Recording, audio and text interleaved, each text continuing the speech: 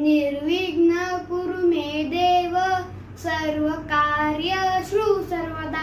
नमस्कार, मी सोमदीप कुमार शिर्के, जिल्हा परिषद प्राथमिक शाळा मळेडगाव या शाळेमध्ये इयत्ता 4th शिकत आहे। आज मी गणेशोत्सवाबद्दल माझे मत मांडणार आहे।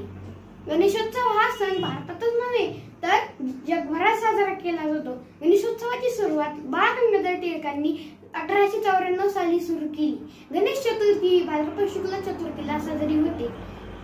गणपती ही संघटनेची देवता आहे।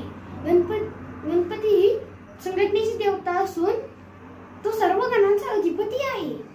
श्री गणेश जरी गजमुख म्हणून आपल्याला माहित असले तरी ते परब्रह्माचे रूप आहे। हिंदू धर्मात त्यांना फार महत्त्वाचे स्थान आहे। गणपती ही बुद्धीची देवता असून प्रत्येक कार्यारंभी त्याचे पूजन प्रथम करण्याची प्रथा आहे। दरवर्षी आपण गणेशोत्सव मोठ्या उत्साहाने साजरा करतो। शहरात मिरवणूक निघते, देखावे सजतात, पण यावर्षी कोरोनाचे सावट असल्यामुळे आपण गणेशोत्सव साध्या पद्धतीने साजरा केला। ना कुठली मिरवणूक, ना कुठला देखावा। पण याचा एक चांगला परिणाम असा झाला की यावर्षी लोकांनी प्लास्टरच्या मूर्तीऐवजी काळी माती, शाडू माती, लाल माती यापासून बनवलेल्या गणपतीचे मूर्ती घेतली।